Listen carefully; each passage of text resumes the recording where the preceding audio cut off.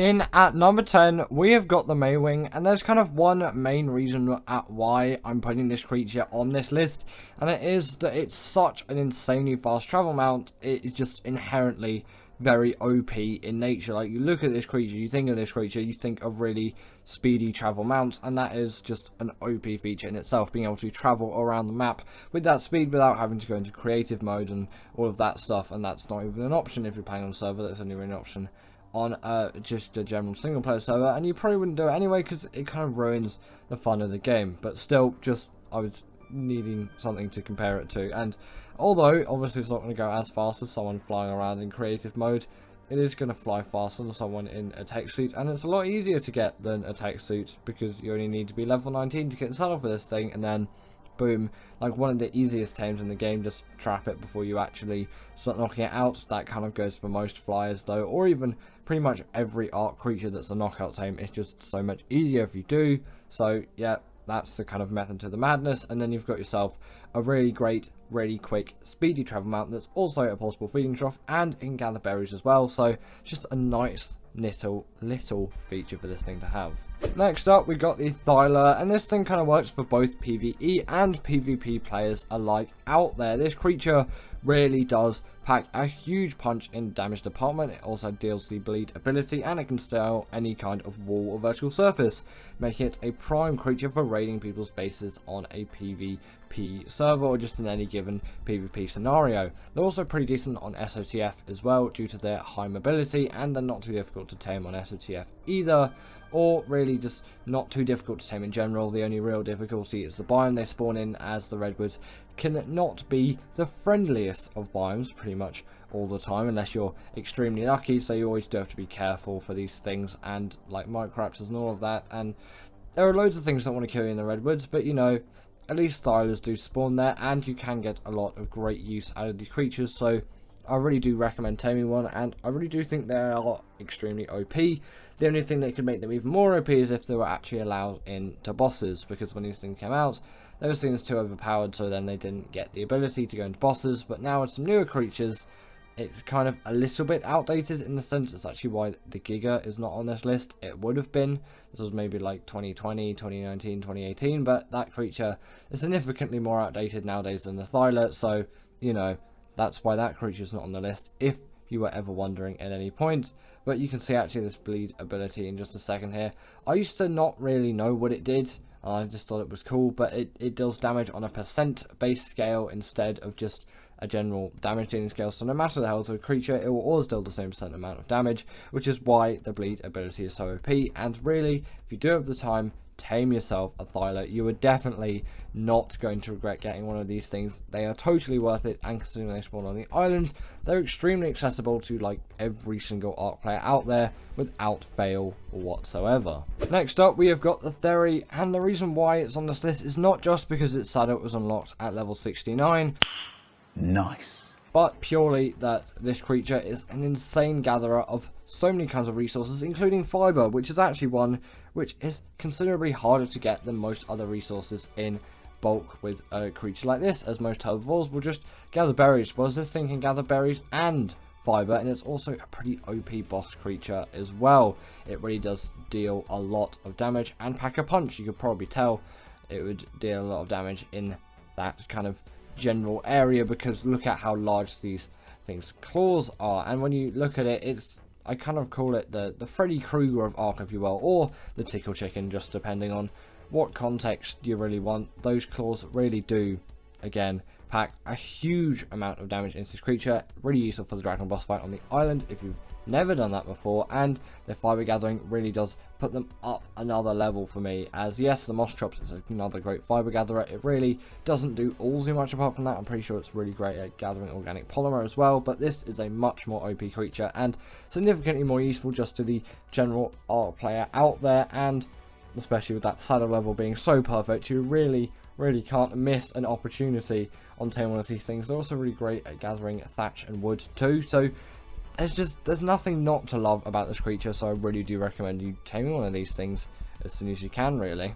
Next up, in number 7, we have got the RG, and doesn't this creature really deserve to be on the spot for being just such a great PvE creature, and also I'm pretty sure it's a really great PvP creature as well, although I don't really can think of too many uses off the top of my head for this creature in terms of PvP use, but you know, there are definitely still going to pretty much be all the same uses as for PvE players, as this is a really great traveling mount and it has a heck of a lot of weight, so getting metal from point A to point B, or even maybe to point C if you're feeling like it, will be really easy. And you can also pick up a wealth of creatures with this creature, which definitely does aid this thing in being a really great successful creature, because maybe sometimes with a flyer you do want to actually pick up some creatures like the Desmodus do not have that ability, although that creature is on the list for several other reasons which I think do put it higher on the list than this creature. It also does have a portable smithy as a saddle, so if you ever break a metal tool if you're out farming, well, the RG can just simply help you with that, as long as you have some metal ingots that have been smelted. Of course, you can't just use the normal raw metal, if you didn't know that already. I'm sure pretty much all of you did. There's not really a point to me saying that, but you know, just might as well, because I'm sure someone's done it before. Then you can easily repair all your metal gear, and they also do regen as well. If you quickly kill something and then eat that dead body, then you get a really nice quick regen buff, which is actually, it's pretty useful, and it's a lot more useful, and you'll use it a lot more than maybe you'd expect. Next up, we got the Carcharodontosaurus, and doesn't this creature just objectively have to be really OP? It's a hugely massive carnivore capable of dealing a lot of damage. And I also was going to consider putting the Titanosaur and things like the mech on the list as well. Actually, I might put the mech kind of here at this spot, because I kind of think it deserves to be here as well. Really huge damage dealing thing, but the Titanosaur is hugely outdated nowadays, and obviously you could kind of just chuck all the Titans here as well, although I really tend to avoid those more as they're not permanent creatures, although they still definitely do count as creatures. You can make them permanent, of course, with things like mods and all of that for the Titans, but you know, I tend to stray away from those things, and the Carcharodontosaurus is one of those more powerful creatures you can get. That's not the only reason why a creature can be absolutely OP, but if you go by sheer strength, then this probably is the most powerful creature on the list, you could say. Maybe some other creatures could be contested against it and to it, and you know, probably just have to get Cantex to do a video on that, and then there you go, you would get the answers. But I'm probably going to say this is the most powerful one. It's somewhat more difficult to tame than the Giga because there are a few more steps. I have a guide on my channel. I'll put it up here if I actually remember to do it. Otherwise, you can just search that. It's not actually too difficult. You just have to be aware for some things, because it can go quite horribly wrong if you don't do it right, and you're just going to be wasting a lot of time, which you know you probably don't want to do. But once you do have one of these things, you really are going to enjoy it. In at number 5, we have got the Shadowmane, and this creature is here because it is just so jam-packed full of abilities. You really can't deny this creature's absolutely hugely immense strength when it comes to pretty much anything in the Ark space. It is basically uncontested in size and mobility and all of that. There is kind of one other creature which is in the number 3 spot actually, which personally I think is really OP, but that's for a slightly different reason. But when it comes to maybe pure mobility, this does have a lot more. Like, just look at how high this thing can jump. It also does have the hydration buff, which does play a huge part in having a really OP creature. If you have buffs, the Megatherium is another great shout as well, although not on this list. It definitely wouldn't be more OP than some of these other creatures. I think that creature is actually, yes, still while OP, maybe not one of the most OP, although you could easily put it on this list and have people agreeing with you. You actually may want this thing to be on the list, so I guess I'll give it a quick mention here. The Shadowmane is just so packed full of abilities though. It's got the hydration buff, it's got pack buffs, it's got all of it. It can charge up damage over time, and it even has natural armor. It really is a great OP creature. Next up, we have got the Reaper, and this thing kind of just had to be here, didn't it? When you think of it, it is just such a big, bulky, huge creature capable of so much damage. Is actually kind of a little bit absurd when you think of it, and it also really does fit into its map very well, but that's not what we're talking about today in this video. We're just talking about a creature that purely deals a lot of damage and also just has great mobility and is generally a really well-rounded creature which is capable of a lot of things. If this was able to go into bosses, then it would be even more OP. It can't though, which is kind of why the creature next up on the list, although maybe not as strong, has a lot of edge over this creature, although you can use it on Extinction for the Titans, although the Giga and the Carcharodontosaurus are the more preferable options. But with loads of new creatures coming out in mods in ASA, I know Extinction is still not here yet, but there may be some other options which people may be kind of becoming more fond to, but either way, just in general terms, the Reaper is a really OP creature. Taming one on Arboration feels like an absolute slog, but a slog that I'm worth going through, and on Gen 2 it's ridiculously easy, so if you don't feel like spending an age going through a huge slog, then tame one on Gen 2 and they're really easy. But once you do have one, you really do feel on top of the world, especially if you do it on Arboration as a process. It's just significantly harder to get it done as on Gen 2. The actual process of taming is obviously the same. And in at number 3, we have got the Deinonychus, and this creature literally does bleeder damage to bosses, which is kind of the main reason why it's here, as that is an ability which no other Ark creature has, and it really does make this thing a hugely more OP creature. The fact that it can deal percentage based damage instead of just raw based damage to boss creatures, it's an insane thing to have, and you can grip onto them and all of that, and it's just an insane ability to have. Really, it feels like an absolute cheat if you go into bosses with the Deinonychus, because obviously you're also going to go with the pack as well. You're going to have pack buffs on top of it. There's just going to be buffs everywhere, and you're going to melt through those bosses so quickly. Obviously, don't do the Titans on Extinction with the Deinonychus, but for everything else, these things work really well, and maybe not the Moda actually, because they're not particularly very good underwater creatures, although they still can do a little bit. Just, you know, maybe that's not particularly what they were designed for, so probably don't bring them to the Moda fight. They'll probably drown anyway, so really, I wouldn't try that whatsoever. I don't really know why I'm trying to like convince you to not use these things for the Moda. I'm pretty sure you weren't going to anyway, but you know, I guess that segment happened. Also, these things take no full damage, which is a nice thing, so you don't have to dismount just before you hit the ground, no matter like, no, when you fall from a higher place. Sorry, I don't know what sentence was trying to come out there, but that's never going to happen again. Either way, these things, great mobility, and although maybe their parkouring skills isn't quite as elegant as the Thyla solution, I still really like it, and it works, and once you get the hang of it, it really does act quite well. And at number 2, we've got the Desmodus, and this creature just kind of has to be here because it can go, no, we're not going to talk about that, it can go invisible in the night. It's not why it can go OP. My brain is in a muddle. The reason why is because Sanguine Elixir exists, it's a blood bag farm, and you can also pick players off riders with this thing, which is absolutely OP for given PvP scenarios.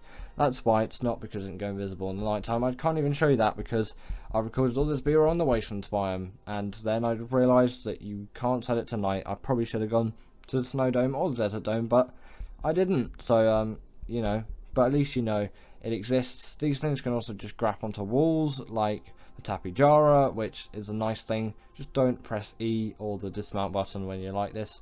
Someone's done it before. Press space or whatever the equivalent button is on console. Not really sure, but you know, these things really OP creatures. Sanguine Elixir, absolute cheap for tames. A third of it done like that with a click of a button, and obviously the fact that you can pick people off riders with this thing, insane.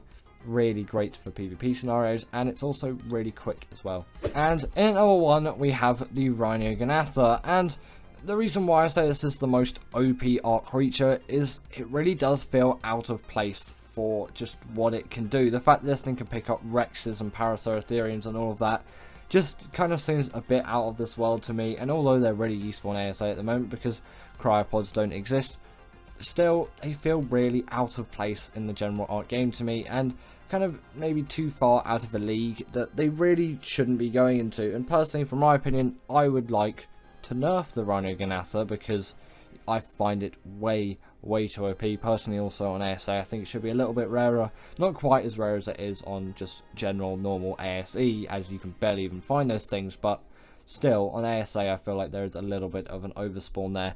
And you may completely disagree with me on this, and you're happy to, and you can comment down below your thoughts, as I'm always happy to hear your thoughts on creatures like this. But personally, I come from a much earlier stage of Ark playing, from like 2015, 2016, 2017, etc, etc. Going onwards, I did start playing in 2015, so I've been playing Ark for absolutely ages now, and I kind of really like those primitive feelings of the game. Obviously, the game has to evolve, and generally it will kind of just get easier, and there'll be some new, cooler, more OP creatures being added as the game progresses, but I feel like this is a huge step too far, and I don't really know what the Fasilasuchus, I think it is, will be like on Scorched.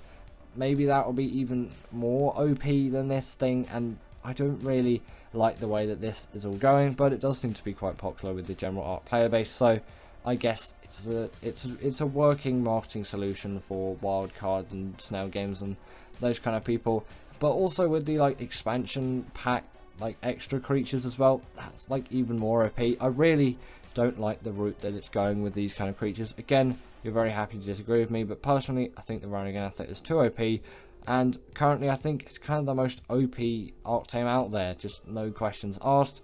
Personally, really not a favourite of mine, but you know, that's my opinion on it, and I still do think it is a great creature. I'm not dissing it for any of that, just personally like way too OP. Hello and welcome, and in today's video I'm going to be showing you the top 10 most insane Ark Tames because I just love them so much. So in at the number 10 spot, I've decided to put the Astradelphis, as I find this is just a really effective traveller to get around the map, and I really do like it for all of its element of speed. It really does have a lot going for it in that aspect, as you know, a creature like this and a Tropognathus, that's another creature which I quite like, following the a similar niche to this creature, because they both travel with insane speed. But I just prefer the Astradelphis just from an ability perspective, and getting element is so easy on a map like Gen 2. It really isn't that expensive to do, and I just love the creature. And I also find the tame methods a little bit simpler as well.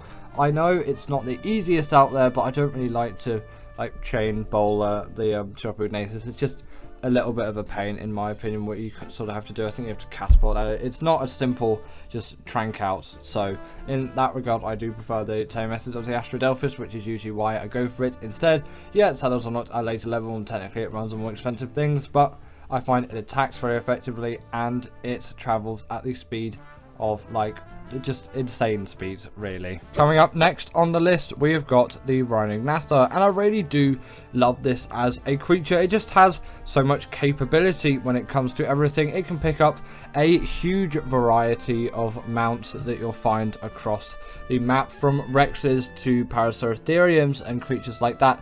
It's honestly insane what this can do in that department. You really wouldn't expect it, especially from a creature of this size, because there are some bigger flyers out there that still can't carry as much as this thing. Although maybe not my favorite tame, as it seems a little bit unbalanced in my opinion, I still really do love this thing, and it is, although an insane one, maybe not quite the one for me, which is why it's only going higher on the list. But I still really do like this creature. I don't want to be like, oh well, I don't really like this creature at all, because that just simply wouldn't be the truth. I really like this creature for all the elements that it offers, especially in its traveling capabilities. Its weight is great, its damage dealing is great too, and I really do attribute it for that. It does a very great job of it, and generally it is just a great mount to have around, and the tame method isn't too difficult. Coming up next, I've decided to put the Theri, as this really is the most insane fiber gatherer out there for me. I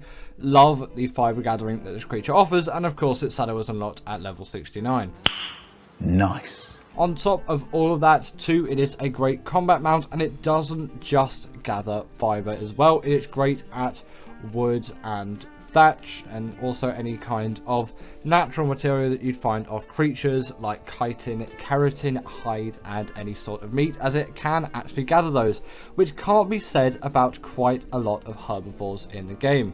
Obviously the moss chops is a great shout as well, but I feel like this is an upgraded one, although the organic poly farming isn't quite as good as on one of those. But I really do like this creature, especially if you're going for the dragon on the island as well. Strongly recommend these things, as the dragon has a particular disadvantage to herbivores, as it deals a lot of damage to carnivores with its fire breath attack, but not to those herbivores out there. In at number 7, I simply have to put the Crystal Wyvern, as I really do find this a very effective mount, and especially considering how easy it is to get this thing, at least for me, I really do think it deserves a spot. Yes, it is behind a level 60 cap, and you do need to knock out one of these Crystal Wyverns to get the Primal Crystal, but with a net gun it is ridiculously simple, and with a note run that level 60 is no problem whatsoever, unless you're playing on official, but I'm not one of those official players, and I think most people out there aren't really playing on official. Still like a little bit of a grind, probably about 2.5x is as high as I'll really go, which is basically just default single player settings. It really is not too difficult to get this tame, and you get that full wyvern experience with, in my opinion, better elemental abilities, which is why I really like this as an Ark creature. I find the Blood Crystal Wyvern is a favourite of mine. That ability that it has is just so much nicer than any fire breath or lightning breath or poison or ice or anything like that. And I've also heard the embers are quite popular among loads of you in the comments below as well, and that is a very splendid one too. Of course, this is a tropical one here because it sort of looks the most crystally. I think it's the nicest for the B-roll. Coming in next, we have got the Blood Stalker, and this is my all-time favourite underwater travel mount. I really haven't found anything better to do this same job. I just find it does just such a good job for what it is in terms of underwater travel. It is my favourite out there, and of course it is just a great travel mount all round too. But why is it so good underwater? Well, firstly, it can skate along the top of that, which is really just going to benefit it generally if it's trying to get out of some very sticky and dangerous situations. You can see all the aggros of the creatures, very nice in a not very visible environment such as the deep ocean, because really you can't really see down there at all. If you also have the scuba mask on, that kind of limits your field of view more than you'd probably want. And they actually deal a pretty reasonable amount of damage and are very mobile and sort of acrobatic in a way in the water. Same as on land too. I find they really do work effectively for land travel as well. That is sort of what they're more designed to do, but they definitely were designed with the underwater biome in mind, as it's the only real travel mount out there on Genesis Part 1, so considering there was an ocean biome on it, it really was made for all of those maps, and that's why it's such a good underwater traveller. In at number 5, I've decided to put the Baryonyx, as I really do find this an effective caving mount, and it's insane how easily you can get this creature, and also just generally how early on. I really have no idea when the saddle is actually unlocked for this thing, but I'm confident pre-level like 50 or at least pre-level 60 definitely for sure. With a note run you can easily get up to the level of this thing in, you know, a matter of like maybe half an hour even, or less than that. Note runs are really OP. And then you can head to the swamp biome. I've heard on ASA you can also just head to any rivers because the spawns are a little bit bugged. I don't know if that's intentional or not on the island, and you can find them there, but I would go for the swamp biome just as a general. And if you can find one on the outskirts too that's a high level, that is really going to benefit you. And if you can find one just in a random river somewhere, that is also generally just going to benefit you. They're great cavers because of their size and the fact that they are very mobile. They can jump around and they can deal quite a heck of a lot of damage, and their health is obviously good enough to withstand all of the creatures that you'll find in the cave. They're also great as an underwater caving mount too, due to their great swimming abilities and that stun attack, which they of course have, which can stun creatures up to the size of a Megalodon. Honestly, great tames, and if you haven't tamed one already, it's a must-have. Coming in next, we have got the Reaper, and really, would it be a list like this? Sorry, I don't know why I'm confused with that word for a second. Without the Reaper actually being on here, the King of Ab. There really is little better than it in terms of integrating itself into a map so well, and just with such a crazy cool design that I think we all really do know and love. It is stood the test of time for sure, and I'm still using these things quite frequently, even on maps that aren't Ab, because they are just insane killers of so many things. It's like the Giga on steroids essentially. The Crocodonsaurus is a great shout too, but I'm still really enjoying this thing, and I have been really enjoying this thing ever since it came out. I've only really tamed it on Ab as well, although I have done a bit on Gen 2 if I want to just get one quickly, and also if I want an R Reaper, then I'll use that Rajcock method that he has. It's a really great video if you haven't checked it out already, and if you want a Reaper easily, I would recommend that. But if you never tamed one before, go on Ab and tame one the original way, like we always do it back in the day. It is far more rewarding in my opinion, and then once you get one you feel like the absolute king of the world. Their mold design is insane. They're basically just a xenomorph from Aliens, and yeah, they are really, really cool. In number 3, I simply have to put the RG, as this is just such an effective mount for all things metal gathering. And although it's maybe sort of seems a little bit weird to put it above the Reaper, but honestly this creature has done a lot for me, and it is insane. Again, just this creature is so great. Its saddle was unlocked in the mid 60s. I don't think it's quite that perfect 69, it might be like 68 or something, just out of that perfect range of course. And they are great flyers and great resource transporters, you could say. With them, same weight reduction on metal, crystal, and obsidian, it's 50% at least. I'm pretty sure it's 50%, but I might have to check on that. but again, confident with that. They can pick up a wealth of creatures too. With an Anki and a Dodix, you really can farm like any resource that you pick or hatchet could farm. It's sort of insane really what you can get out of the use case of these things. They can also pick a secondary creature up in their beak. Their saddle acts as portal smithy, so if you've gone caving and an arse race, maybe broken your armor, as long as you've got some metal inside of this thing, you can repair your armor and go to the next cave, and you don't even have to go back to your base. At least that's what I do when I do caving. That's just the thing I do, I guess. The regen buff, which they also have, always does come in handy in my opinion. If you are too low, then you could simply kill something like a Dodo or a Listro, and boom, you eat that thing and you get so much regen. It is honestly a godsend. In at number 2, we have got the Maywing. This is really my favourite traveller out there, and honestly insane that its saddle is unlocked at level 18. You really can't find anything better than this at the level that you're getting it at, and really just better than it in general across the whole game, which really does home in the fact that the saddle was unlocked at level 18. It's insane. I would get to a level of where you can get some signs and obviously trank arrows, which is level 21 for those, so be about level 21. I'm not sure actually when these signs are unlocked, but either way, getting there is very, very simple, and the taming method is very simple. Use a couple of signs, I think like 3 should suffice to trap it in an area and it won't be able to fly out of them, and trank it out, as long as you build the trap right, of course, otherwise it will be able to get out of it. So make sure they're reasonably close together and that it can't walk out of that area. You're going to have to act quite quickly as well, but it really isn't too difficult, at least from what I found. And then you've got yourself a Maywing like that, boom. You can even start with a really high level, they don't take too many turns to knock out. You've got yourself the best, like fastest pretty much travel mount in the game. They also act as a portable feeding trough, they can gather berries too, and are reasonable swimmers as well, so they really do have a lot going for them. Insane their saddle was unlocked at level 18. It's honestly amazing. And in number 1, we've got the Deinonychus. This really does have to top my list. I can't really think of anything that is more insane than this creature, just for all of my general needs. While yes, maybe it doesn't fulfill those underwater needs, the Shadowmane would be a good shout there. I'll give it a brief honorable mention. Don't want any comments about I didn't include the Shadowmane on the list. It gets an honorable mention here, okay? Maybe it should have been on the list, in my opinion, in a way, but you know, it's being left out because I think all these creatures are more valuable to me, at least at the moment. The Deinonychus though really is a king when it comes to boss fights, able to deal bleed damage to them as well by just grappling onto them, like you can see I'm doing to that Bronto there, and just absolutely shredding them. Especially considering they have the pack buff on top of this too, there really is nothing which can go wrong. The boss fights will take barely any time whatsoever, unless there's a certain minigame to it, like the Gen 1 boss fights, which might not be the best fight to bring these things in, as their health can sometimes be not the best for the longer fights. But as long as you have some health mutations on these things, I think you should be fine, and I've done it with Dines before, so it is definitely very possible. That is on Alpha as well, I should specify, not just the puny Gamma fight, but all the way up to the Alpha. I did all of them. I've also done the Gamma fight with Carnos as well, but I find they don't really work as well when you get up into the higher tiers of that boss.